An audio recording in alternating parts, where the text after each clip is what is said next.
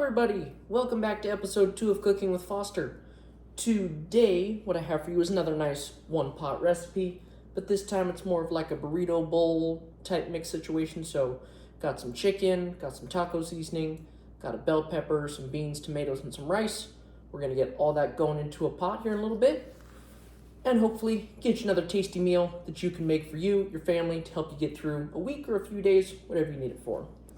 So to start off, going to get your bell pepper. This time it's a red bell pepper because I find that works better with Mexican cuisines.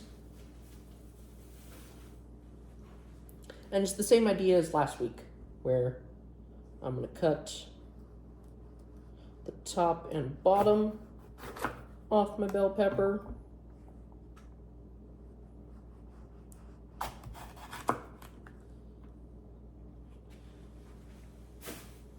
And then from there, take the sticker off and wash it. And then we're just going to cut down along the sides, along where on each side of those intersections to free our core. Red bell peppers, it's a little trickier because they're taller and the shape's more oblong than the shorter ones like the yellow from last week, but still gets the same idea across. Cores removed, and I have my 3 pieces, which I will now do just like what I did last week. Cut along them vertically a couple times, and then dice them up horizontally. Hope you all have been doing well since that last video. I had a lot of fun doing that, so if you have any recipe recommendations that you'd like me to try, or just any type of food in general you'd like to see me try and do, please let me know and I'd be happy to try new things. Mexican and Italian are my 2 favorite kinds of food, so I figured those were the best 2 to start off with for the channel. But I've made some Asian cuisines in the past, American food. I haven't tried anything that adventurous, but still, if you have something you'd like to see or something you think I'd like, please let me know. I did forget to grab a bowl for my veggies. That bowl is for something else, which you'll see in a second here. So let me get a little dish for those.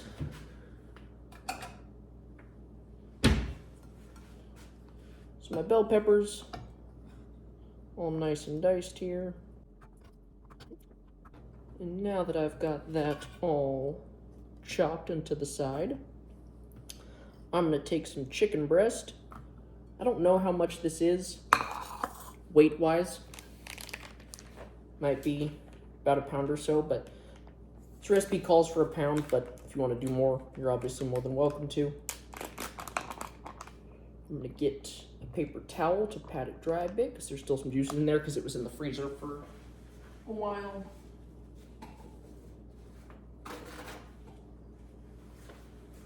Whenever I'm handling raw chicken as well, just because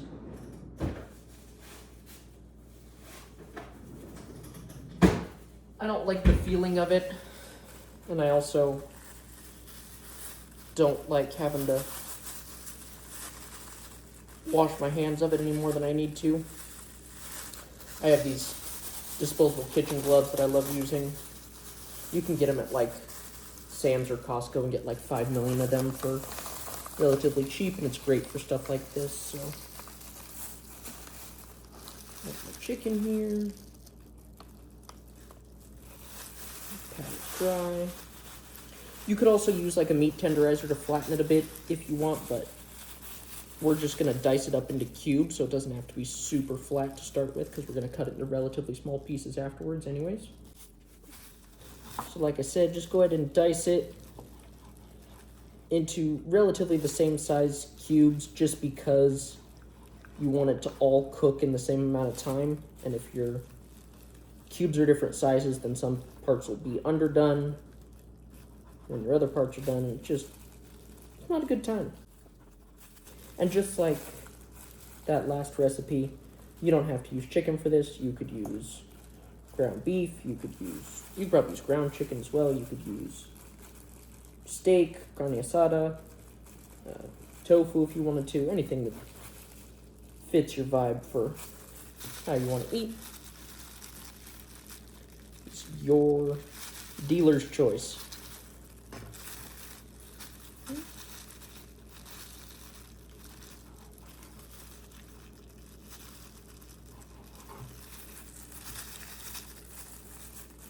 And the nice thing about this recipe, I believe, I can't remember if I said this or not, is these are the only two things we have to cut are the bell pepper and chicken. If you wanted to add more veggies to it, you could obviously do that as well. Like get some carrots, or what else? What else would go well in this? Maybe like some red onion, probably wouldn't go amiss.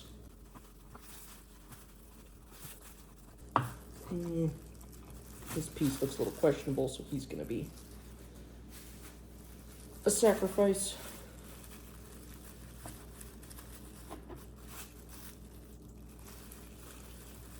Once you get your chicken all diced up here, as I'm just about there,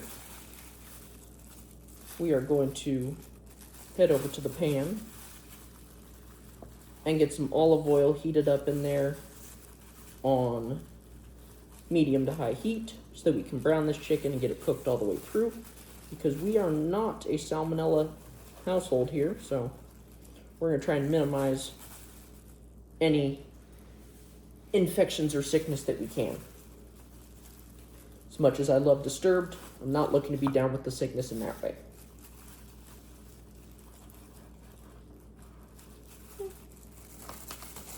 Got another piece in here.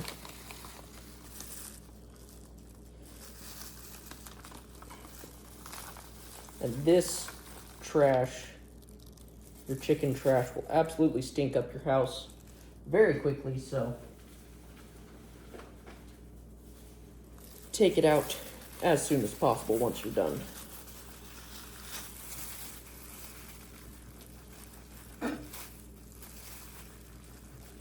And if there's some excess fat on your chicken breasts, you can leave it on if you want. I'm just going to cut it off, just because I don't really like the texture that it adds to the meat.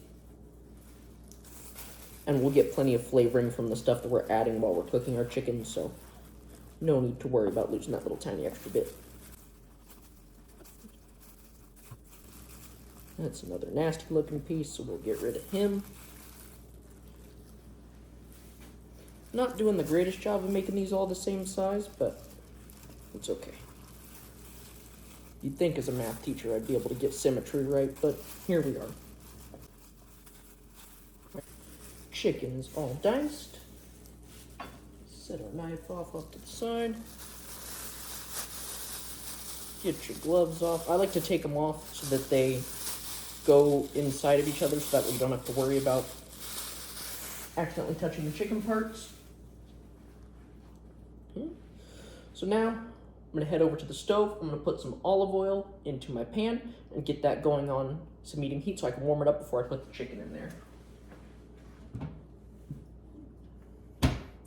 For the olive oil, you don't have to worry about measuring it, just enough that will coat your chicken, maybe a tablespoon or two.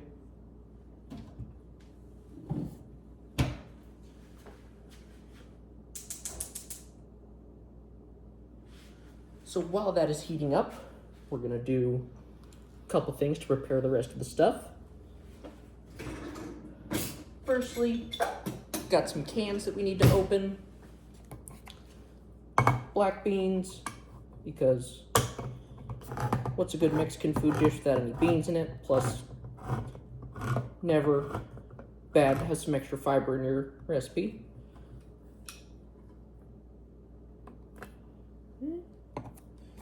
Got some Rotel diced tomatoes and green chili. I got the mild one just because it was what was on sale. You can get the non-mild one. Doesn't really add that much spice to it.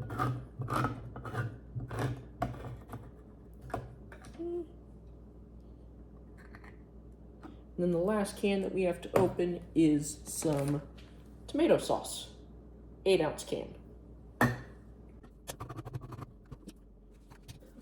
Still not quite warm enough on that pan yet, so do some other preparations. Need 1.5 cups of chicken stock or broth. I'm just going to use this Better Than Bouillon, the chicken-based stuff. So 1.5 cups of water, and then a teaspoon or 2 of the bouillon to make it work.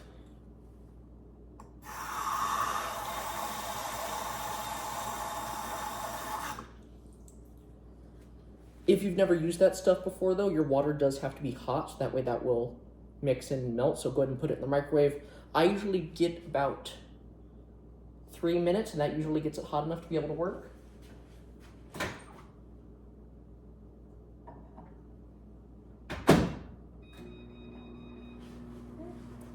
Then the last thing to prep, you need 1 cup of rice. You can do white, you can do brown. You can probably do quinoa too. I'm just not the biggest quinoa fan.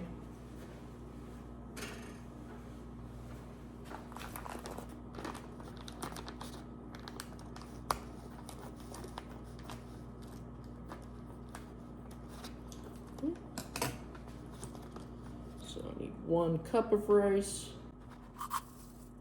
Doesn't have to be exact, but can't hurt. And then we are going to wash our rice because don't want to be gross. So that's what this metal bowl is for. Cup of rice is going to go in there, and then we're going to wash it. So I will get the rice washed, get that bouillon mixed, and get the chicken started, and I'll see y'all in just a minute. All right, chicken's going to go in now.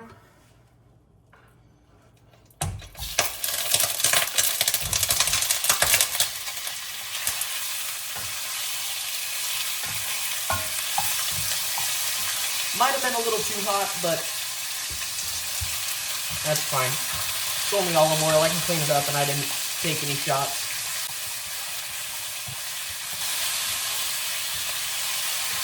It's also why you wear the apron to protect you from the oil shots and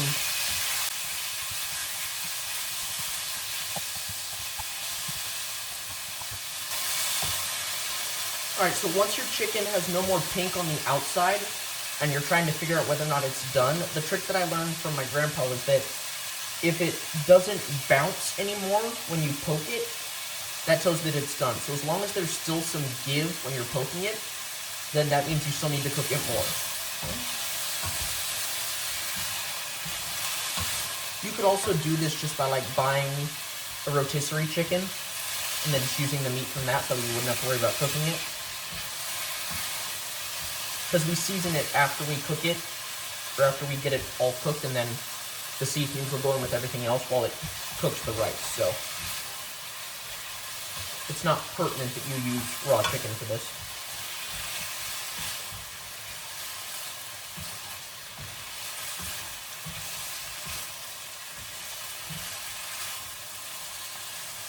Okay.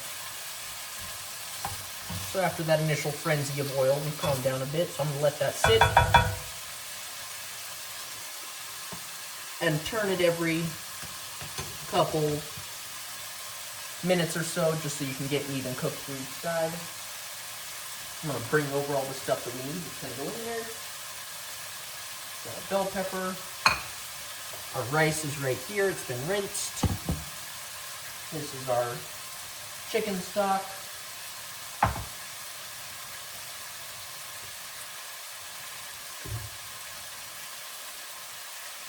Tomato sauce, black beans, Rotel tomatoes, and taco seasoning, and then some more garlic.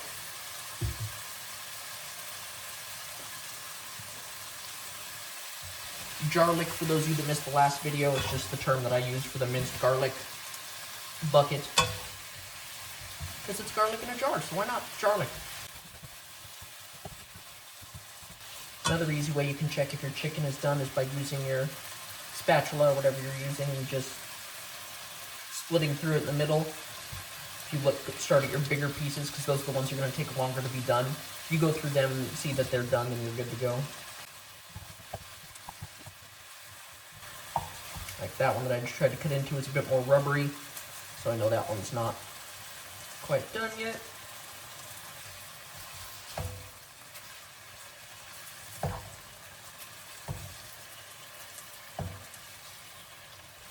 Alright.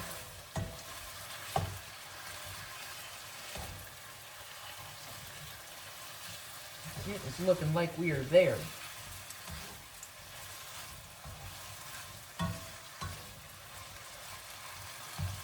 So now,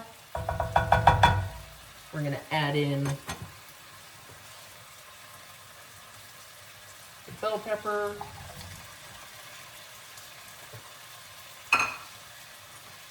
the garlic,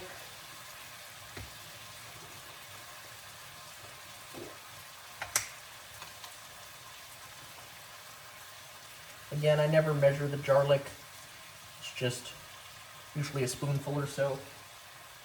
I'm a big garlic guy. Our Rotel, our tomato sauce,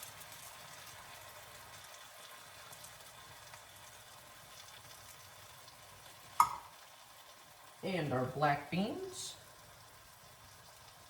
and then our taco seasoning as well. Forgot to mention that one. And I got a big enough pan this time for the one pot, as opposed to last time.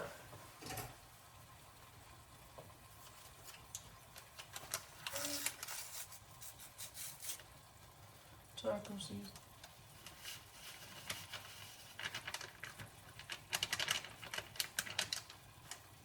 Then get that all mixed together.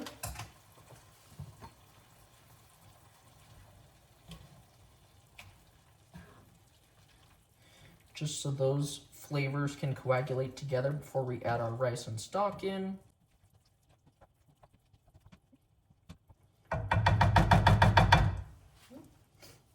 So now we're going to add our rice.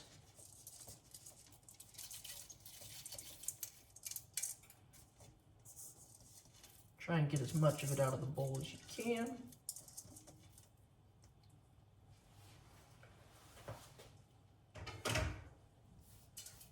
And then lastly, our stock.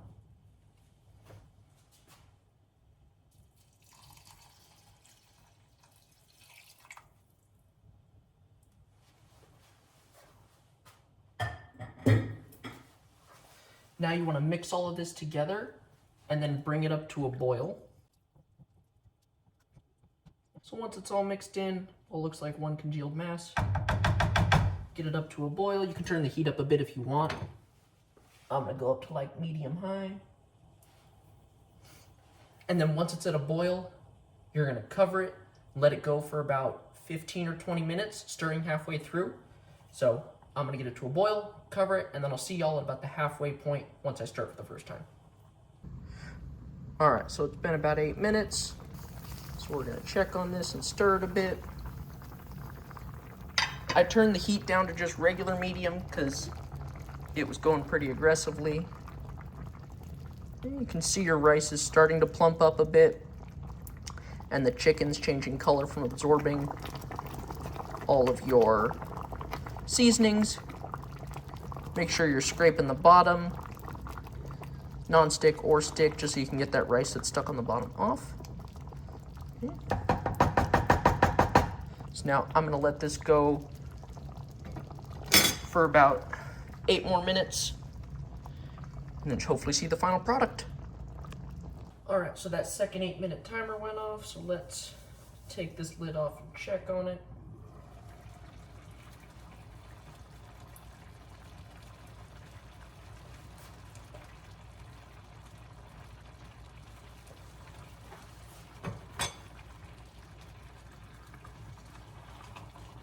Oh yeah, you can tell that your rice is done by the fact that it has more of a struggle to try and push your spoon through because it's got the thickness of the rice.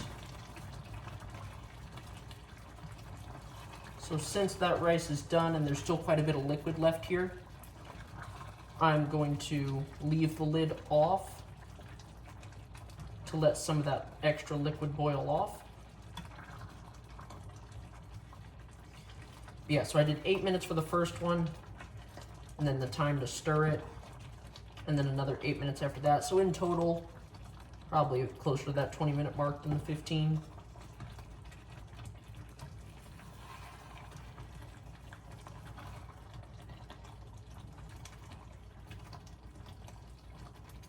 It smells great.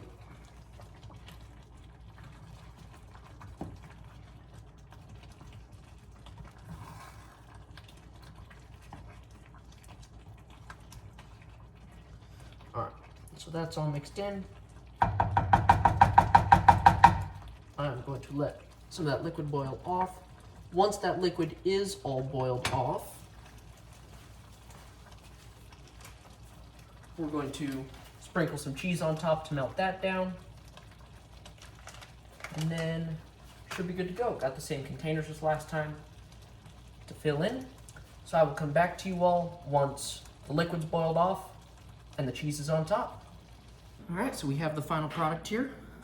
Turned out pretty good. It's not really burrito bowl consistency. Like, it's more wet, but it's not like a taco soup. It's almost like a jambalaya type situation, but Mexican food. So into the pot here, or into each container again. Again, I try and get 6 servings out of each meal that I make. So if you got a family of 3, that's one night and some leftovers, or if you're making this for you and your significant other for a few days, got some late work nights, these work out great. For topping these, I probably have a tortilla on the side, then like some sour cream, guac, maybe some salsa, whatever floats your boat. Hot sauce if that's more your style. Like I said from the start, my whole goal with these recipes is for them to be versatile and easily changeable, so that way you can make them how you want to for your needs or dietary restrictions.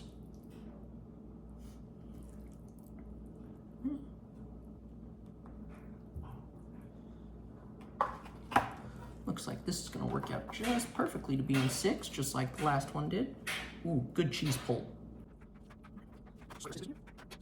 If you are taking this somewhere too, like work or school or wherever, just get like a little Tupperware for your toppings. And if you've got like a refrigerated lunchbox or refrigerator somewhere near you, that'll work. Should work out just great. So there we have it. Our 6, tilt it down so you can see it. Our 6 meals prepped for the week. I would like to thank you all so much for watching Cooking with Foster episode 2. Like last time, I will put this recipe in the description down below, as well as in the comments. Please let me know what you liked about this, what you didn't, what I can do better to improve. I'm always looking for feedback, so thank you so much. Have a great day. Keep cooking.